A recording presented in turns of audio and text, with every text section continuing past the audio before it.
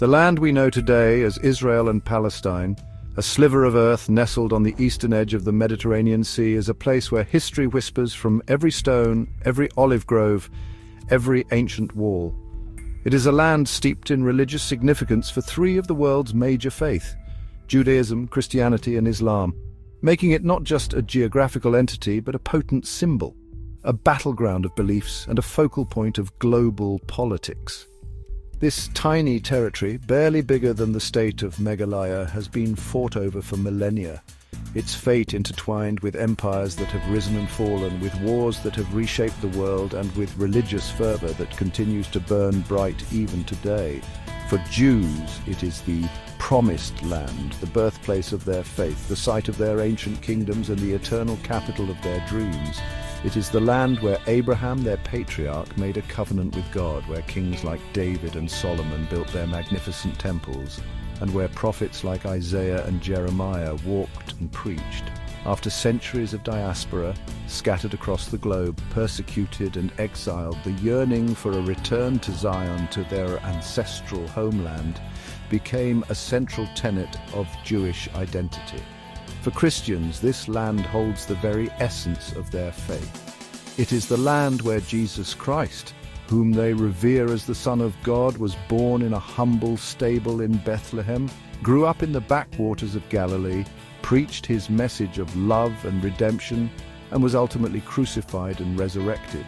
The Church of the Holy Sepulchre in Jerusalem, believed to stand on the site of his crucifixion and burial, is one of the holiest shrines in Christendom, drawing pilgrims from every corner of the world. For Muslims, Jerusalem holds immense religious significance as well. It is here, according to Islamic tradition, that the Prophet Muhammad, on his night journey, ascended to heaven on a winged steed called Burak, from the site where the Al-Aqsa Mosque stands today, the third holiest site in Islam after Mecca and Medina. The Dome of the Rock, that iconic golden-domed shrine built over the sacred rock from where the Prophet is believed to have ascended, dominates the Jerusalem skyline, a powerful symbol of Islamic faith and heritage.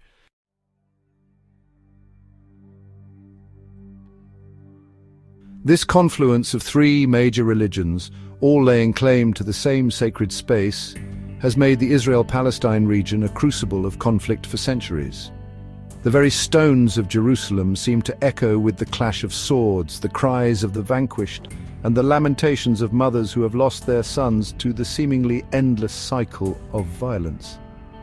To understand the complexities of this conflict, one must delve into the layers of history, peeling back the centuries to uncover the roots of animosity, the grievances that fuel the flames of hatred, and the aspirations that drive both sides. Our story begins with the Jewish people, an ancient people with a rich cultural and religious heritage who trace their roots back to this land millennia ago. Over the centuries, they faced invasions, conquests, and exiles, scattered by the winds of history to different corners of the globe. Yet the dream of returning to their ancestral homeland, the land promised to them by God, never faded. It was kept alive through religious texts, through cultural traditions, and through the sheer willpower of a people determined to preserve their identity in the face of adversity. However, their historical claim to the land was complicated by the fact that it was already inhabited by another people, the Palestinians. While the details of their historical narrative are often contested, there is no doubt that the Palestinians, predominantly Arab in ethnicity and Muslim by faith, had established deep roots in this land long before the modern state of Israel came into being. They tilled the land, built villages and towns, and developed a distinct cultural identity interwoven with the rhythms of the land. The seeds of the modern-day conflict were sown in the late 19th and early 20th centuries, with the rise of two competing national movements, Zionism among the Jews and Palestinian nationalism among the Arabs. Both groups aspired to create their own nation-states in the same small territory, a situation fraught with tension and the potential for conflict. Adding fuel to the fire was the involvement of external powers, particularly Great Britain, which made conflicting promises to both sides, further complicating an already volatile situation.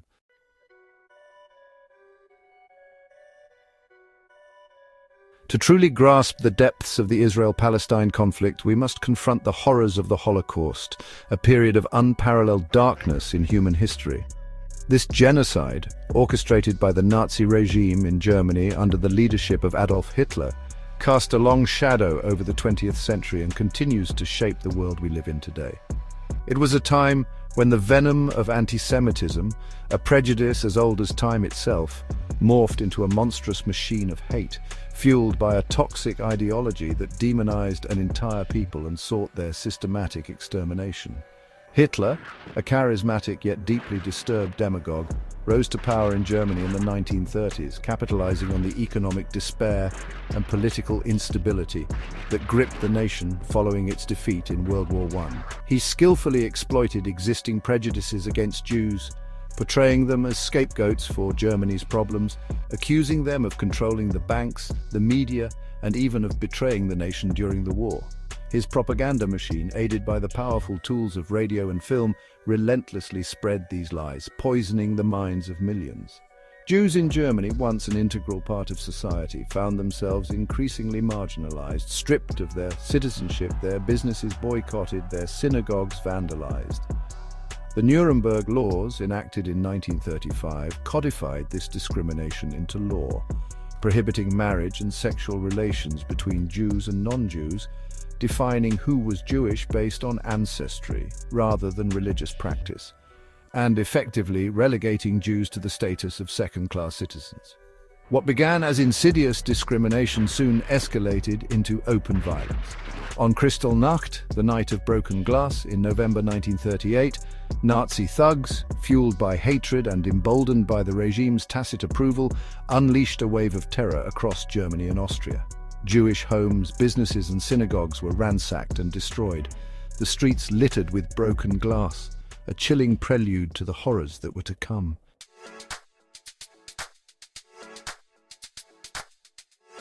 With the outbreak of World War II in 1939, the persecution of Jews took an even more sinister turn, evolving from discrimination and violence into a systematic campaign of genocide. Driven by their twisted ideology, the Nazis implemented what they called the final solution, a euphemism for the mass murder of European Jewry. Jews from across German-occupied Europe were rounded up, often with the help of local collaborators, and herded like cattle into overcrowded ghettos, where they were subjected to unimaginable conditions, deprived of food, medicine, and basic human dignity. From these ghettos, they were then transported in cattle cars, packed tightly together like sardines, to concentration camps, vast killing factories scattered across Eastern Europe. Names like Auschwitz, Birkenau, Treblinka, and Sobibor still evoke a visceral sense of horror, a chilling reminder of the depths of human depravity that unfolded within their barbed wire fences. Upon arrival at these camps, families were torn apart, men separated from women, children from their mothers. Those deemed fit for work, often a small minority, were subjected to back-breaking labor, starved, beaten, and worked to death. The majority, however, were deemed useless eaters and sent directly to the gas chambers, where they were murdered en masse with Zyklon B, a cyanide-based pesticide. The bodies, stripped of any trace of their humanity, were then burned in crematoria, the smoke from the chimneys a constant reminder of the horrors being perpetrated within. By the end of the war in 1945, an estimated 6 million Jews had been murdered by the Nazis and their collaborators, wiping out a third of the world's Jewish population. The Holocaust stands as a stark reminder of the dangers of unchecked hatred, the fragility of civilization, and the urgent need to combat anti-Semitism and all forms of intolerance wherever they may arise.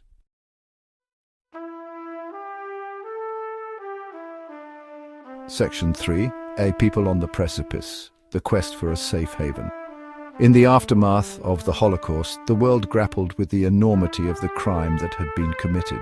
The Allied powers, victorious but shaken to their core, were determined to ensure that such atrocities never happened again. For the Jewish people, who had endured centuries of persecution culminating in the horrors of the Holocaust, the need for a safe haven, a place where they could live free from fear, became paramount. Zionism, the movement for Jewish self-determination in their ancestral homeland, which had been gaining momentum since the late 19th century, took on a new urgency in the wake of the Holocaust. The horrors endured by European Jewry served as a stark reminder of the dangers of powerlessness and statelessness, fueling the desire for a Jewish state where they could control their own destiny and defend themselves against future threats. Palestine, the land of their forefathers, became the focal point of this yearning for a homeland. However, as we know, this land was already inhabited by the Palestinians, setting the stage for a clash of aspirations and a conflict that continues to cast a long shadow over the region and the world.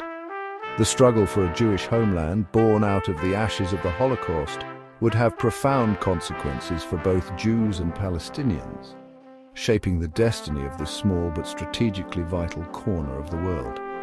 The creation of Israel, while a testament to the resilience of the Jewish people, would also mark the beginning of a new chapter in the long and troubled history of the Middle East, one marked by conflict, displacement, and a seemingly intractable struggle for land, identity, and security.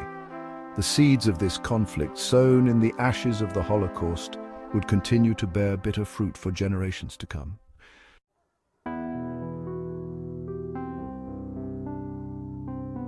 Section 1. The Chosen People. A legacy of learning and lineage.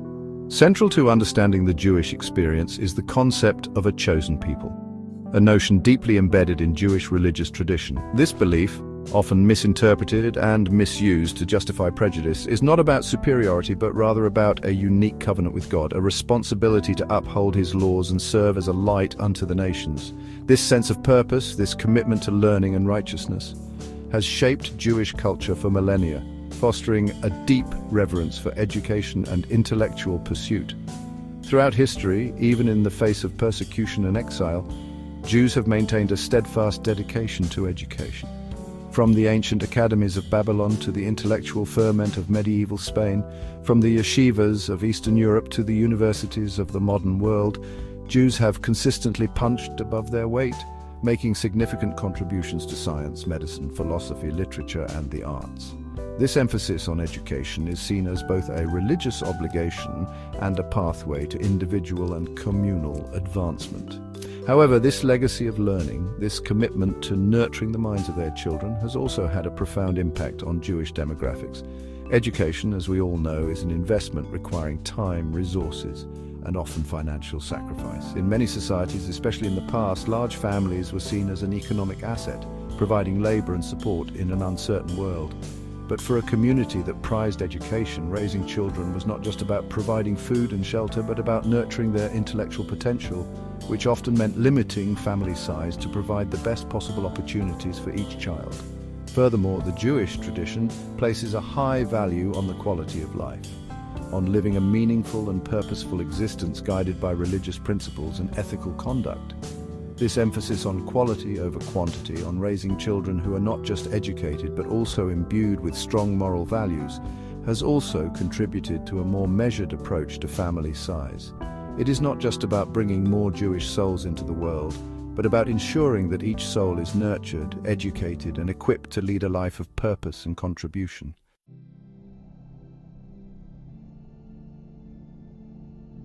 Section 2. A question of numbers, population dynamics, and the Jewish community. Another crucial aspect of Jewish identity that has influenced their population trends is the concept of Jewish lineage. Unlike some other religions where conversion is actively encouraged, Judaism has historically maintained a more closed system. While conversion to Judaism is possible, it is a rigorous and demanding process, often requiring years of study, a profound commitment to Jewish law and tradition, and acceptance by a Jewish court. This is not to say that Judaism is inherently exclusionary, but rather that it emphasizes the unique bond of the Jewish people, a shared history, a shared destiny, and a shared commitment to their covenant with God. This emphasis on lineage, on being born into the Jewish faith rather than adopting it later in life, has naturally had an impact on Jewish population growth. Without the influx of converts, the Jewish community has relied primarily on natural growth, on births outpacing deaths to maintain its numbers.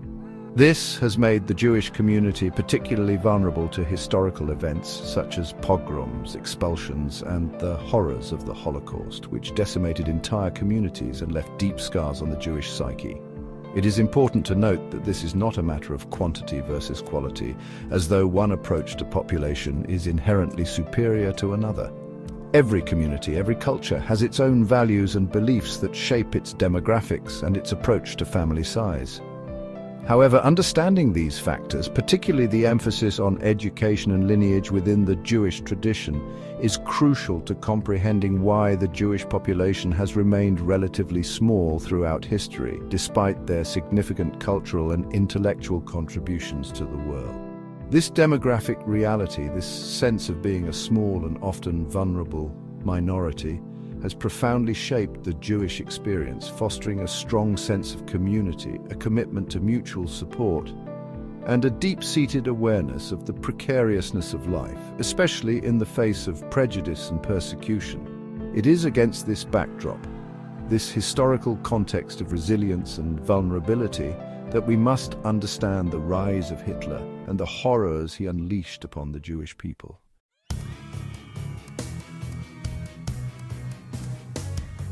Adolf Hitler, driven by anti-Semitism and a lust for power, saw Jews as an existential threat to Germany. His ideology, rooted in pseudoscientific theories, painted Jews as the embodiment of evil. In his worldview, Jews were a malignant force that had to be excised. Hitler's genocidal plan, the final solution, aimed to eliminate an entire people. He exploited the Jewish tradition of lineage and their historical vulnerability.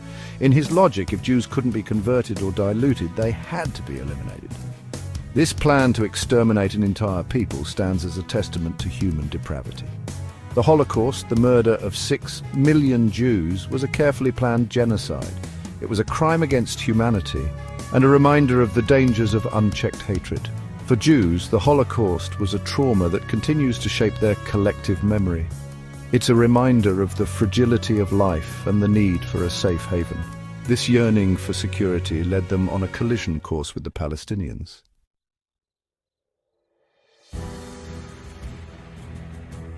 Hitler's plan for the Jews was annihilation, a vision of a world purged of their presence. He created a network of concentration camps to systematically eliminate those deemed undesirable. These camps were instruments of terror, where human beings were stripped of their dignity. Upon arrival, prisoners were greeted with cruelty, their spirits broken through dehumanization. Their heads were shaved, belongings confiscated, and bodies branded with numbers. Families were torn apart, their cries echoing through the desolate courtyards. Life inside the camps was an endless cycle of hunger, exhaustion, and brutality. Prisoners were housed in overcrowded barracks, often sleeping on bare floors. Food was meager and barely edible, designed to keep them alive just long enough to be worked to death. Those fit for labor were forced to toil in factories, mines, and fields. The elderly, infirm, very young and unfit for work were sent directly to the gas chambers. There they were murdered en masse with Zyklon B, their bodies then transported to the crematoria. The smoke from the chimneys was a constant reminder of the atrocities being committed. The camps were a testament to the depths of human depravity and the horrors of unchecked hatred.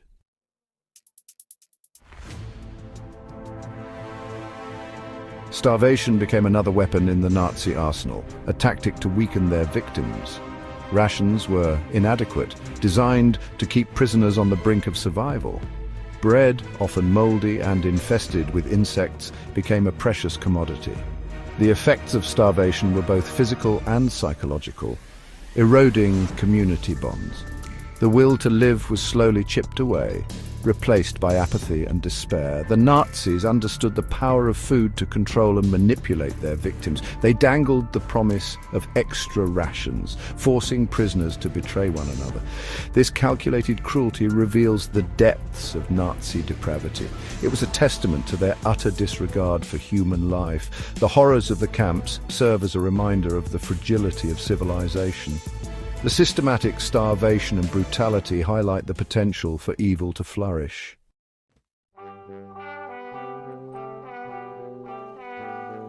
Even in the darkest depths of the camps, the human spirit refused to be extinguished. The will to live flickered like a candle in the wind, fueled by acts of courage and compassion. Within the barbed wire fences, stories of resilience and resistance unfolded. Parents gave their last morsel of bread to their children. Friends shared their meager rations, finding strength in their shared humanity. Strangers offered words of encouragement, reminding each other they were not alone. Jewish prisoners clung to their faith, traditions, and cultural identity. They held clandestine religious services, whispering prayers in hushed tones. They told stories, sang songs, and shared memories of their lives before the camps. This spirit of resilience is a testament to the strength of the human spirit. Survivors emerged from the ashes, bearing witness to the horrors they endured. Their stories remind us of the importance of fighting against injustice. Their resilience and courage serve as a beacon of hope.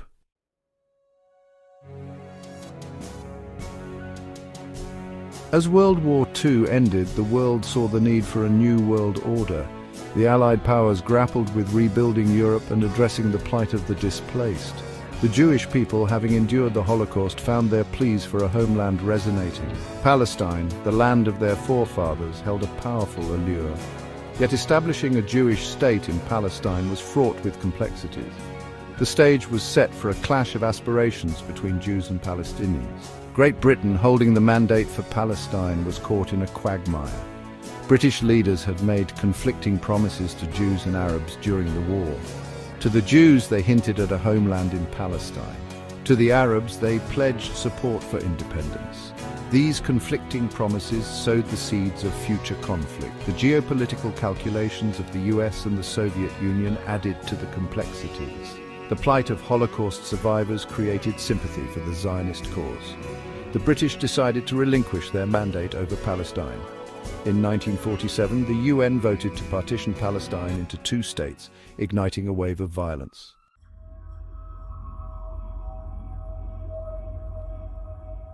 Mahatma Gandhi viewed the situation in Palestine with empathy and apprehension. He recognized the suffering of the Jewish people and their longing for a homeland.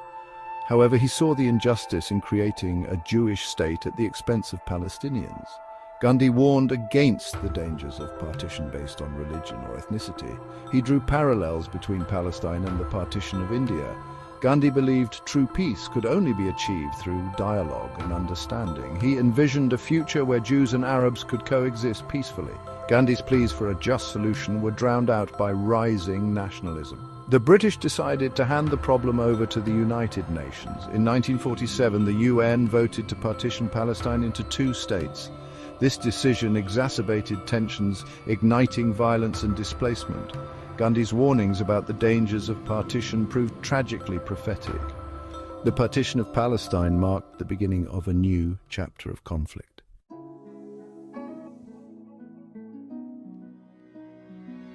The UN partition plan disregarded the deep attachments both Jews and Arabs felt towards the land.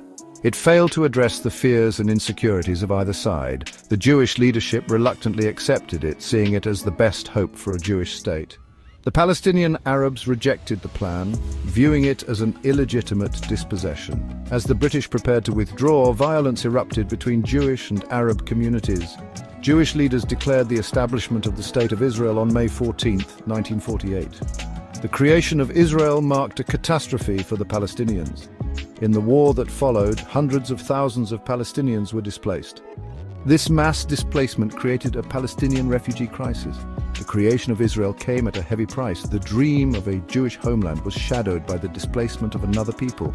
The partition of Palestine ignited a new chapter of conflict. The struggle for peace and justice continues to this day.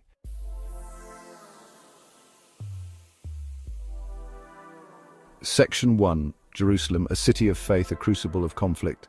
At the heart of the Israel-Palestine conflict lies Jerusalem, a city steeped in history, its very stones whispering tales of empires and prophets, of conquests and liberations, of faith and fervor. For millennia, Jerusalem has been a beacon to the faithful, a place where the spiritual and the temporal converge, where the heavens seem to touch the earth. Yet, this sacred city, revered by three of the world's major religions, has also been a crucible of conflict, a battleground for empires and ideologies. Its streets stained with the blood of countless wars fought in the name of God. To understand the intensity of the struggle for Jerusalem, one must look beyond its political significance, beyond its strategic location, and delve into the depths of its religious symbolism. For Jews, Jerusalem is the eternal capital, the city of David, where King Solomon built the first temple, the holiest site in Judaism. It is the city where prophets walked and preached, where kings ruled, and where the Jewish people, after centuries of exile, yearned to return. The Western Wall, a remnant of the Second Temple destroyed by the Romans in 70 CE, stands as a testament to their enduring faith, a place of pilgrimage and prayer, where they mourn the loss of their sacred shrine and beseech God for its restoration. For Christians, Jerusalem is the holy city, the place where Jesus Christ, whom they revere as the Son of God, was crucified and resurrected. It is the city where he walked the Via Dolorosa, carrying his cross to Calvary, where he was laid to rest in the tomb from which he rose again, conquering death and offering salvation to humanity. The Church of the Holy Sepulchre, believed to encompass the sites of both the crucifixion and the resurrection, stands as a powerful symbol of Christian faith, drawing pilgrims from all corners of the world to walk in the footsteps of their Saviour. For Muslims, Jerusalem holds immense religious significance as well. It is here, according to Islamic tradition, that the Prophet Muhammad, on his miraculous night journey, ascended to heaven on a winged steed called Burak, from the site where the Al-Aqsa Mosque stands today. This sacred journey, known as the Miraj, is a testament to the Prophet's special status and his role as the final messenger of God. The Dome of the Rock, built over the sacred rock from where the Prophet is believed to have ascended, stands as a potent symbol of Islamic faith, its golden dome dominating the Jerusalem skyline, a beacon to the faithful and a testament to the city's Islamic heritage.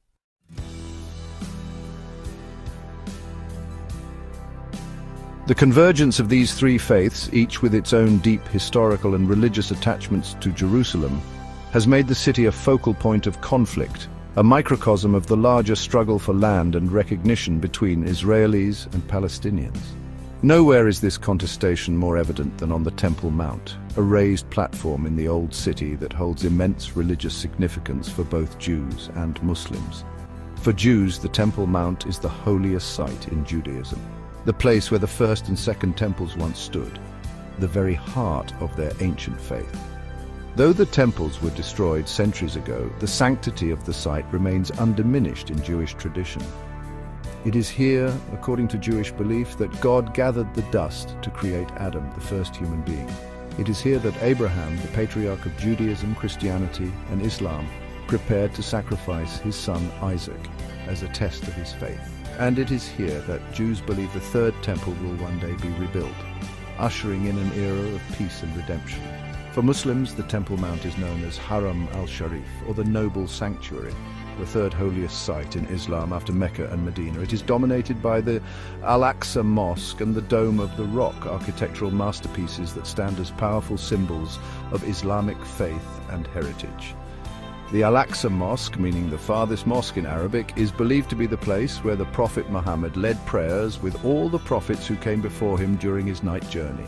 The Dome of the Rock, with its golden dome and intricate mosaics, enshrines the sacred rock from where the Prophet is believed to have ascended to heaven. The proximity of these sacred sites, the overlapping layers of history and faith, have made the Temple Mount a flashpoint for conflict, a place where even the smallest incident can ignite tensions and spark violence. The status quo in place since Israel captured the old city in the 1967 Six-Day War grants Muslims religious control over the Temple Mount, while Israel maintains overall security control.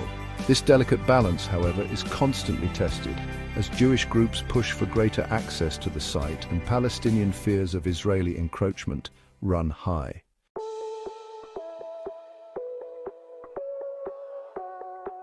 The irony amidst this struggle for control is that Jerusalem is a city of shared pilgrimage, a place where Jews, Christians, and Muslims come to connect with their faith, to walk in the footsteps of their prophets, and to find solace and inspiration in the sacred stories that have shaped their beliefs.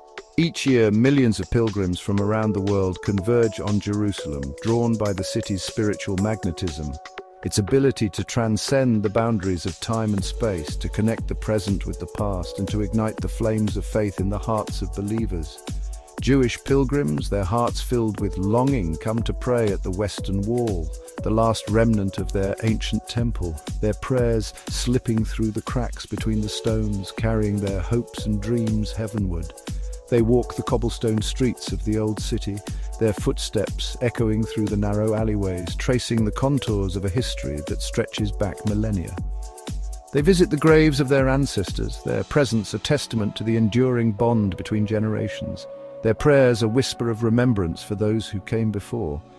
Christian pilgrims, their spirits stirred by faith, retrace the steps of Jesus Christ, walking the Via Dolorosa, the path he took to his crucifixion, their hearts heavy with the weight of his sacrifice.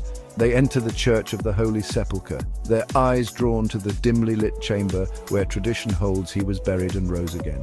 They kneel in prayer, their voices hushed in reverence, seeking solace, forgiveness, and a deeper connection with their Savior. Muslim pilgrims, their souls uplifted by devotion, gather at the Al-Aqsa Mosque, their prayer rugs unfurled, their voices raised in unison, proclaiming their faith in God. They circumambulate the Dome of the Rock, their eyes drawn to its golden dome, their hearts filled with awe at its beauty and its sacredness. They walk the same grounds where the Prophet Muhammad once walked, their footsteps a testament to the enduring legacy of Islam, their prayers a reaffirmation of their submission to God's will.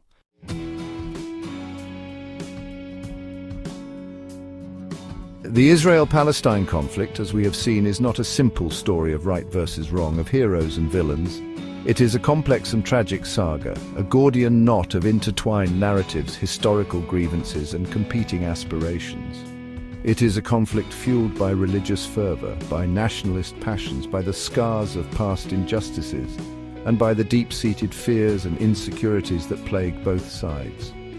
To untangle this knot, to find a path towards a just and lasting peace, requires a willingness to look beyond the rhetoric, to acknowledge the humanity of those on the other side, and to confront the difficult truths that have shaped this conflict. For Israelis, the creation of their state was a triumph of the human spirit, a testament to the resilience of a people who had endured centuries of persecution, culminating in the horrors of the Holocaust. It was the fulfillment of a dream, a return to their ancestral homeland, a chance to forge their own destiny free from fear. Yet, this triumph came at a heavy price, a price paid by the Palestinian people, many of whom were displaced from their homes, their lives upended by the creation of Israel. For Palestinians, the creation of Israel marked the Nakba, the catastrophe, a time of dispossession and displacement, their narrative overshadowed by the dominant Israeli narrative of return and renewal. They see themselves as the victims of history, their land taken, their rights denied, their voices unheard. They yearn for a homeland of their own, for recognition of their suffering, for a just resolution to their plight. These competing narratives, these divergent historical experiences have created a chasm of mistrust and animosity, making it difficult to find common ground, to build bridges of understanding. The conflict has become a zero-sum game, where one side's gain is seen as the other side's loss, where compromise is equated with weakness, and where violence, often cyclical and self-perpetuating, becomes the default mode of interaction.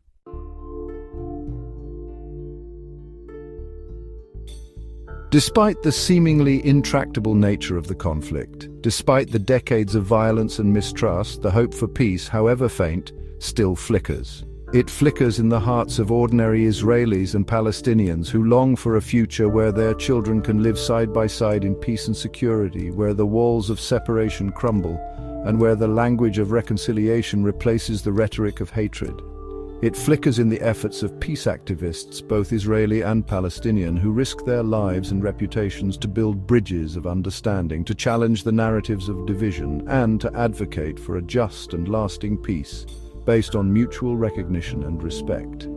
They organize dialogues, cultural exchanges, and joint projects, bringing together Israelis and Palestinians, especially the youth, to see each other not as enemies but as fellow human beings with shared hopes and dreams. The path to peace, as any seasoned diplomat will attest, is a long and arduous one, fraught with obstacles and setbacks. It requires courageous leadership on both sides, a willingness to make difficult compromises, and a recognition that security for one cannot come at the expense of the other's dignity and rights. It demands a commitment to dialogue, to listening to the other side's narratives, however painful they may be, and to seeking solutions that address the legitimate aspirations of both Israelis and Palestinians. The Israel-Palestine conflict is a stark reminder of the human capacity for both good and evil, for both compassion and cruelty. It is a conflict that has tested the limits of our humanity, leaving a trail of broken bodies, shattered dreams, and a profound sense of loss on both sides. Yet it is also a conflict that reminds us of the enduring power of hope, the resilience of the human spirit, and the possibility, however distant it may seem, of a future where peace, justice, and reconciliation prevail. Exposing the hidden links between history, business, and geopolitics. Welcome to Study Biz His Geopolitics Knowledge for Everyone. Thanks to the support of our ONC Foundation. Today we're exploring the thrilling intersection of business, history, and geopolitics. Imagine the Silk Road, not just a trade route, but a highway of cultural and economic exchange that shaped empires and economies. Or think about the Cold War, where corporate espionage became a tool of geopolitical strategy.